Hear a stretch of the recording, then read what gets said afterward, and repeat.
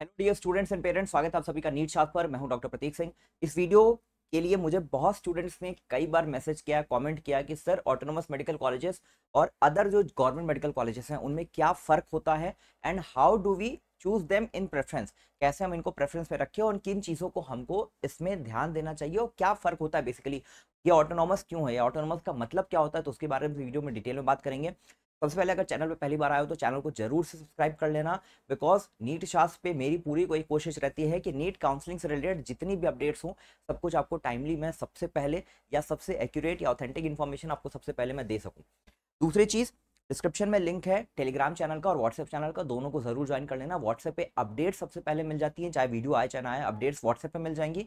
And secondly, Telegram के through वहाँ पे अगर कोई भी पोस्ट जाता है टेलीग्राम पे, उस पर आप कमेंट का ऑप्शन होता है, आप उस पर कमेंट करके कोई भी क्वेश्चन पूछते हो तो मैं उसको पर्सनली रिप्लाई करता हूँ इन टेलीग्राम। तो मेक श्योर कि आप व्हाट्सएप चैनल और टेलीग्राम चैनल दोनों को ज्वाइन कर लें। सबसे पहले अगर बात करनी कि ऑटोनोमस मेडिकल कॉलेजेस और नॉर्मल जीएमसी, सीधे वीडियो में आते हैं। देखो, सबसे पहले समझते हैं कि जीएमसी और एक टर्म और आता है, ठीक है, पीएमसी।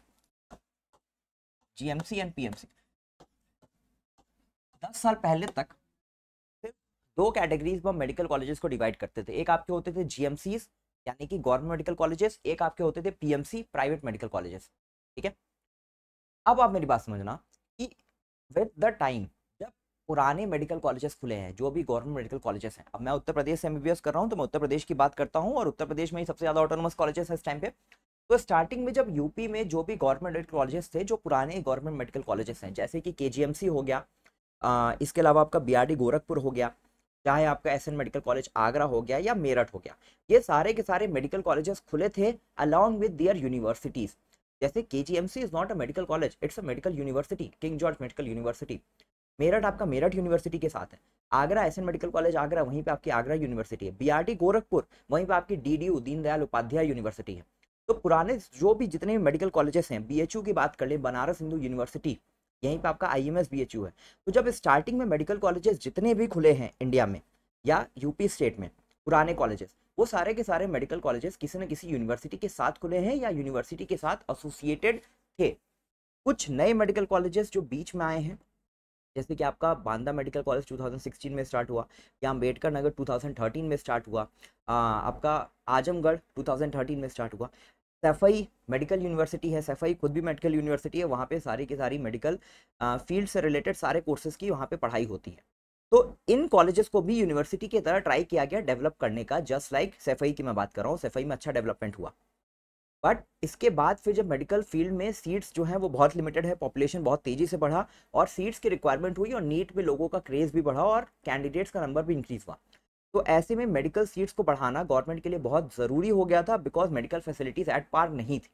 तो जब नए मेडिकल कॉलेजेस स्टार्ट होने लगे तब उनको ऑटोनोमस मेडिकल कॉलेजेस की तरह से डेवलप करना स्टार्ट किए गए, क्योंकि आप यूनिवर्सिटीज़ को ओपन करना पॉसिबल नहीं है। मेरी बात समझना, सिद्धार्थनगर में 2021 में मेडिकल कॉलेज स्टार्ट हुआ। सिद्धार्थनगर में उसके पहले से एक यूनिवर्सिटी आपकी सिद्धार्थनगर यूनिवर्सिटी या सिद्धार्थ यूनिवर्सिटी जिसको बोलते हैं, लेकिन सिद्धार्थनगर मेडिकल कॉलेज को ऑटोनोमस कॉलेजेस की तरह स्टार्ट किया गया, उसको सिद्धार्थनगर यूनिवर्सिटी के साथ जोड़ के नहीं स्टार्ट किया गया। बिकॉज जब हम एक यूनिवर्सिटी की बात करते हैं तो यूनिवर्सिटी खुद यूजीसी से उसका परमिशन ग्रांटेड होता है और यूनिवर्सिटी की पूरी फंक्शनिंग यूनिवर्सिटी का जो डीन होगा या जो वाइस चांसलर होगा, वीसी होगा, वो डिसाइड करता है। बट जब हम मेडिकल कॉलेजेस की बात करते हैं तो यहाँ पे फंक्शनिंग एंटायरली अलग है, एक प्रोफेशनल कोर्स है और किसी भी यूनिवर्सिटी के साथ हम किसी भी मेडिकल कॉलेज को एसोसिएट नहीं कर सकते। पुराने मेडिकल कॉलेजेस जब खुले तो उसमें लॉज अलग थे, सिचुएशन अलग थी। बट अब जितने भी नए मेडिकल कॉलेजेस खुल रहे हैं ये सारे के सारे ऑटोनोमस इसलिए हैं, ऑटोनोमस का मतलब ये होता है ये सेल्फ गवर्निंग होते हैं। ठीक है, यहाँ पे प्रिंसिपल होता है मेडिकल कॉलेज का and he is the everything, मतलब प्रिंसिपल जो है कॉलेज का वो हेड है वहाँ का और वो सब कुछ देखेगा, प्रिंसिपल के ऊपर कोई नहीं है। He will directly report to the DGME. और इन ऑटोनोमस मेडिकल कॉलेजेस को एक पेरेंट यूनिवर्सिटी से एसोसिएट कर दिया गया, जैसे मेरा मेडिकल कॉलेज है ऑटोनोमस मेडिकल कॉलेज बस्ती, और हमारे मेडिकल कॉलेज में जब मैंने एडमिशन लिया था देन हमारी पेरेंट यूनिवर्सिटी केजीएमसी थी 2020 में। उसके बाद हमारी यूनिवर्सिटी को चेंज करके अटल बिहारी वाजपेयी यूनिवर्सिटी कर दिया गया। तो मेरा तो अभी बैच जो है 2019 एंड 2020 बैच, हमारे कॉलेज के दो बैचेस जो है they are associated with KGMC, तो हमारा तो अभी केजीएमसी ही पेरेंट यूनिवर्सिटी है। बट उसके बाद के जो बैचेस आए 2021 से, उनकी यूनिवर्सिटी हो गई अटल बिहारी वाजपेयी। तो यूनिवर्सिटी की तरफ से इंस्ट्रक्शंस आते हैं, गाइडेंस आती है और यूनिवर्सिटी जो है वो उस कॉलेज को रन करने के लिए गाइडेंस देती है कि इस तरह से ये सर्कुलर है, और इसके अलावा डीजीएम भी। लेकिन मेजर अथॉरिटी होती है प्रिंसिपल के पास इन ऑटोनोमस मेडिकल कॉलेजेस।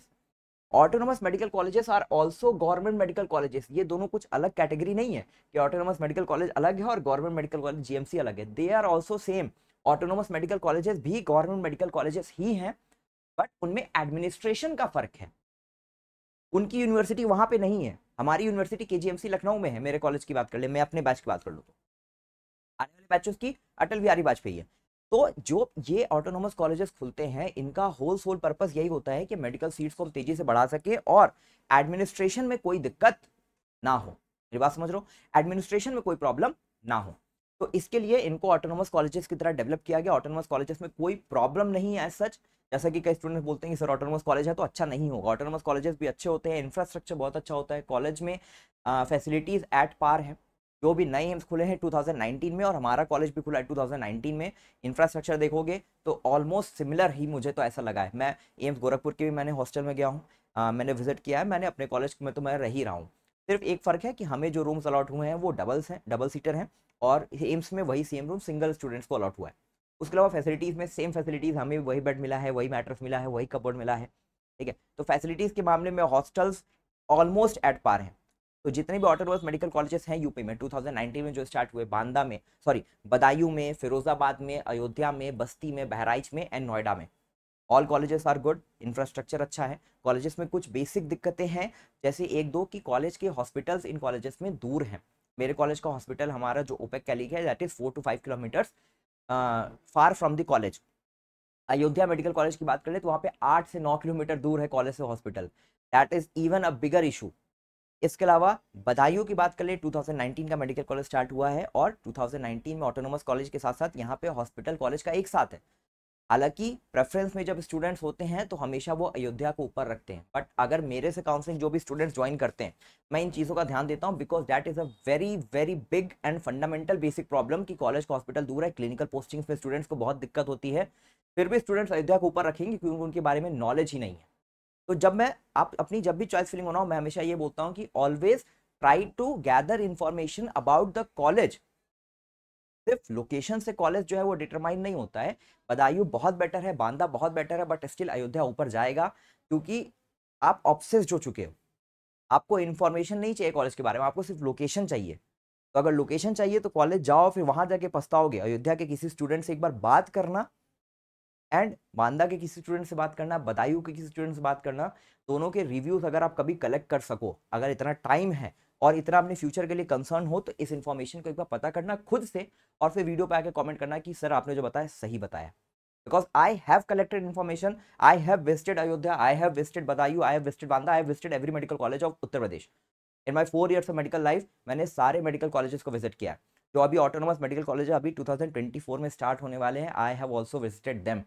उसमें से भी 6 7 मेडिकल कॉलेजेस को मैंने विजिट किया है। ललितपुर में नेक्स्ट मंथ में जाऊंगा विजिट करने with one of my senior, क्योंकि वो ललितपुर के हैं, तो उनके मैंने रिक्वेस्ट किया। तो I have try to collect information Uttar Pradesh के सारे मेडिकल कॉलेजेस के, जितना मेरे एंड पे हो सकता है, किसी सीनियर के थ्रू, जूनियर के थ्रू, या बैचमेट के थ्रू। तो ऑटोनोमस कॉलेजेस में कोई प्रॉब्लम नहीं है, कोई फंडामेंटल दिक्कत नहीं है। दिक्कत है तो सिर्फ, मतलब फर्क है तो सिर्फ एडमिनिस्ट्रेशन का, एंड दिक्कत अगर है तो एक हॉस्पिटल्स का। हाँ, एक और इंपॉर्टेंट चीज लास्ट में आपको बताना चाहूंगा कि जो कोई भी मेडिकल कॉलेज स्टार्ट होता है तो उसका एक कॉमन सा नॉर्म होता है उत्तर प्रदेश के लिए कि वहां पे 500 बेडेड हॉस्पिटल होना चाहिए। 500 बेडेड हॉस्पिटल होना चाहिए। और उत्तर प्रदेश में अगर कोई भी हम बात कर लें डिस्ट्रिक्ट हॉस्पिटल की, तो वहां पे फैसिलिटीज हैं कि 300 मिनिमम बेड का अगर कोई हॉस्पिटल है, 300 मिनिमम बेडेड हॉस्पिटल है, तो उसको हम डिस्ट्रिक्ट हॉस्पिटल तब कह सकते हैं। ठीक है, डिस्ट्रिक्ट हॉस्पिटल कह सकते हैं। अब ये जो ऑटोनोमस मेडिकल कॉलेजेस खुले हैं, मोस्ट ऑफ देम, सारे के सारे डिस्ट्रिक्ट हॉस्पिटल से एसोसिएटेड हैं, अपने जिले के जिला अस्पताल से एसोसिएटेड है। अब जिला अस्पताल में 300 सीट्स हैं, और मेडिकल कॉलेजेस के लिए जो रिक्वायर्ड है वो 500 बेडेड हॉस्पिटल होना चाहिए। तो अब क्या किया गया है कि इन ऑटोनोमस मेडिकल कॉलेजेस के लिए एक सेपरेट बिल्डिंग, मतलब डिस्ट्रिक्ट हॉस्पिटल के बगल में एक और बिल्डिंग बनाई गई है। कई मेडिकल कॉलेजेस में कंस्ट्रक्ट हो चुका है, कई में कंस्ट्रक्शन चल रहा है, हमारे कॉलेज में बन चुका है। वैसे कि हमारा कॉलेज जो था उनका, हमारा एक ऑलरेडी एक हॉस्पिटल था कैली, जो कि जिला अस्पताल से अलग है। कैली में ऑलरेडी 500 बेडेड हॉस्पिटल है। उसके अलावा 200 बेड का हॉस्पिटल पिछले, like when I was in second year, जब मैं मतलब 2022 में कॉलेज नया हॉस्पिटल इनॉग्रेट हो गया प्रिंसिपल सर के द्वारा, तो 200 बेडेड हॉस्पिटल और हुआ, तो हमारे कॉलेज में 700 बेडेड हॉस्पिटल है। तो क्लिनिक्स के लिए तो अच्छा है मेरा मेडिकल कॉलेज। तो जिन मेडिकल कॉलेज में डिस्ट्रिक्ट हॉस्पिटल है 300 बेड है, उन सबको रिक्वायर्ड है कि विद इन जो उनका फर्स्ट बैच है, जब तक वो फाइनल ईयर में जाता है, विद इन 4 ईयर्स कॉलेज के स्टार्ट होने पे, उनको अपने हॉस्पिटल्स में 500 बेडेड की फैसिलिटीज पूरी करनी है। उसके लिए कंस्ट्रक्शन चल रहा है सिद्धार्थनगर में, मोस्ट प्रोबेबली फरवरी तक हो जाएगा। तो इस चीज़ का भी ध्यान देना है कि ऑटोनोमस मेडिकल कॉलेजेस जो हैं, इनमें ये एक फंडामेंटल प्रॉब्लम है थोड़ी सी, बट इससे क्लिनिक से बहुत ज़्यादा अच्छा नहीं, बहुत ज़्यादा असर नहीं पड़ता है। केसेस आप वही देखते हो, हाँ केसेस का नंबर कम हो सकते हैं, बट ऑलमोस्ट जो फर्क पड़ेगा वो सिर्फ आपको एक रिलैक्सेशन भी है कहीं ना कहीं, कि पीजी के टाइम पे आपके पोस्टिंग्स कम लगेंगी, पोस्टिंग्स थोड़ी लोअर रहेंगी, तो आप पीजी के लिए ज़्यादा अच्छे से प्रिपरेशन कर सकते हो। तो अगर डी मेरिट है तो कुछ मेरिट्स भी हैं, और ऑटोनोमस कॉलेजेस को चॉइस फिलिंग में प्रेफर करना चाहिए मेरे हिसाब से, because I am currently in autonomous medical college, और मेरा कोई भी ऐसा रिव्यू मेरे कॉलेज के लिए बुरा नहीं है। या मैं ये नहीं कहूँगा कि मेरा कॉलेज है इसलिए मैं उसकी बुराई नहीं कर रहा हूँ, कोई भी ऑटोनोमस मेडिकल कॉलेज, हाँ थोड़े से प्रिंसिपल्स का हो सकता है कभी कभी इश्यू हो कुछ मेडिकल कॉलेजेस में, मैं नाम नहीं लूंगा ऐसे डायरेक्टली वीडियो में कि किन मेडिकल कॉलेजेस में कुछ प्रिंसिपल्स का इश्यू आया है जो 2021 के हैं, मैं इतना हिंट दे दे रहा हूँ। 19 में तो किसी भी कॉलेज का मुझे कोई ऐसा रिव्यू नहीं मिला कि जो 19 के मेडिकल कॉलेजेस हैं वहाँ पे कोई ऐसी दिक्कत है ड्यू टू एडमिनिस्ट्रेशन। कुछ कॉलेजेस में सच में एडमिनिस्ट्रेशन की थोड़ी बहुत दिक्कतें होती हैं, and that is also liable to change, because principles भी ऐसा नहीं है कि ना मेडिकल कॉलेज के हमेशा रहेंगे, दे कीप्स ऑन चेंजिंग। 3 साल पे 2 साल पे कभी कभी प्रिंसिपल चेंज होते हैं, 3 साल पे तो ऑलरेडी नॉर्म है DGME का, तो प्रिंसिपल भी चेंज, तो that is also one thing. तो ऑटोनोमस कॉलेजेस को कंसिडर करो। हाँ जो कॉलेजेस बहुत ज़्यादा गांव में हैं, 2021 के कॉलेजेस कुछ हैं जो बहुत ज़्यादा गांव में, तो उनमें कॉलेजेस के बारे में इंफॉर्मेशन पता करो कि कौन कॉलेज ऊपर रखना है चॉइस फिलिंग में, उसमें टाइम इन्वेस्ट करो। ठीक है, इस चीज़ में टाइम इन्वेस्ट मत करो कि ऑटोनोमस ले या GMC ले, वो कॉलेज लो जो सच में अच्छा है। इन दोनों कोई कैटेगरी में कोई फर्क है नहीं, क्योंकि ये कैटेगरी ही नहीं है। They are also GMC, they are also GMC। That's all in this video, thank you so much.